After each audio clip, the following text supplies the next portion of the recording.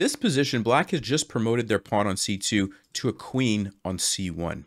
And despite the fact that it might look like it should be an easy win for white, I can guarantee you that is not the case. There is something very interesting going on in this position. But before I say too much and spoil it, if you'd like to pause, it's white to play and win, but there's only one correct winning move for white, despite the fact that white has 3 pawns that could potentially become queens. What do you think the winning move is for white? Go ahead and pause and take a look. Well, if you had a chance to look at that, the reason why it looks like an easy win for white is because you could really just get any queen that you want and then follow it up next move by getting another queen. And how is black going to stop you? All your pawns are nicely connected, are only one space away from becoming a queen. What could possibly be the problem? Well, as we've seen in a lot of these positions, black has a stalemate trick. So for example, if we start with this pawn, if we push it forward to get a queen, black is simply going to play the move queen to h1 check, which forces our king to capture the queen. We have nowhere else to go because of the pawn here. But after we take it, because of the position of our queen defending this pawn, black is stalemated. And black has no moves. It's a draw. We don't win. So that's kind of the issue, and that's kind of what we have to watch out for. If you look at this pawn, the same kind of thing will happen, except in a different way.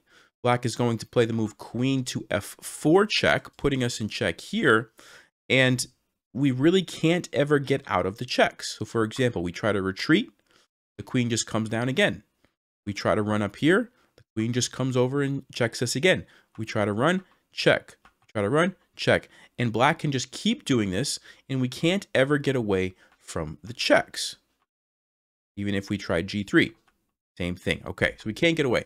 So going back, we have covered this move and this move.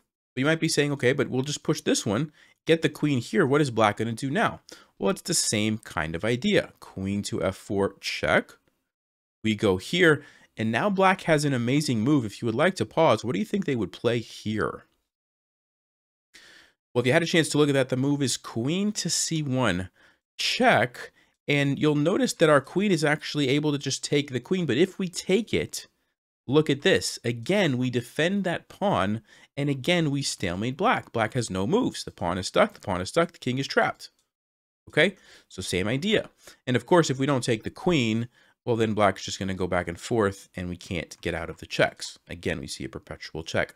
So if we can't move either of these 3 pawns forward to get a queen, what could the winning move possibly be? Well, the only winning move in this position is to push the c-pawn forward, push the c-pawn forward, but instead of getting a queen, we promote to a rook. And if you think about the line that I just showed you, you probably understand why that's the case. Because if black tries to play queen to f4 check, and we go back and they try to go for this fork again, guess what? Now we can just take it because our queen no longer controls this pawn, which means black actually has a move. Game goes on, and now we win. So you can see the importance of not having this be a queen, but a rook. Okay, great. But black, of course, doesn't have to do that. So we go back here, we get the rook. Black instead plays the move queen to b2. And again, we have a very tricky position. It's white to play and win. What should we play here? Well, if you had a chance to look at that, you might have been tempted to say b8 queen because it's defended by the rook.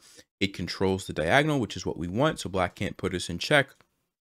The problem is black can put us in check, and they will, and we have the same issue again. If we take it, our queen defends the pawn. It's a stalemate, and of course, if we try to run, black's just going to keep putting us in check, and we have no way to get out of the checks.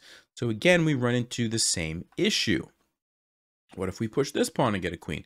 Same thing, queen to e5 check. We have no way to get out of the checks. Okay, so what's the winning move?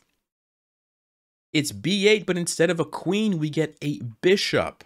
Because yes, we control the diagonal, but now if black were to play queen to e5 check, guess what? We just take it. Queen is no longer defending this pawn because it's simply a bishop. The king can take, and we win the game. So we eliminate that stalemate idea by promoting to a bishop. Now, black is not done yet, and they play the move queen to d4. And again, you have to be careful. What's the winning move here for white? Well, if you had a chance to look at that, hopefully you didn't say promote to a queen, because guess what? If you do that, black is going to hit you with queen to g1 check again, taking advantage of the fact that our queen is defending the pawn. And again, it's a stalemate. Black has no moves, and the game is a draw. So what's the winning move in this position? Well, the only winning move is to promote, but not to a queen, but to a rook. And so now we have under promoted all three pieces. And it was all kind of the same idea. We had to avoid the stalemate by defending this pawn. And so now, if you look carefully, black has one final trick that they can try. It's the move queen to f4 check. What should we play here? You had a chance to look at that. The move is not capturing the queen, of course, because if we take the queen, again, we see the same stalemate idea. We've defended the pawn now with the bishop. The game is a draw. But what we can do instead is simply drop our king back to h1. And notice how now black doesn't have the checks as they did before, because our rook is simply there to take it. And since it's a rook and not a queen, it's not ever going to defend the pawn. Of course, if they go here, we could simply take it. This guy's not defended. Something like this, black would have a move. There's no more stalemate tricks. The only thing that black could try would be to play a random move with the queen. But what you're going to see in a position like this is that the three pieces are actually too powerful for the queen. So for example, check, check, and then bam, you could see the skewer here where we win the queen and we win the game. That's just an example of how the game could go. But the key to this position, going all the way back to the beginning, was not ever to promote to a queen. You had to under promote all three of these. Rook, bishop, and rook was the only way to win this fascinating position. Congratulations if you saw that. I hope you guys enjoyed that one. I always enjoy these endgame puzzles where there's under promotions. Thanks for watching, and I'll see you next time. Stay sharp, play smart, and take care.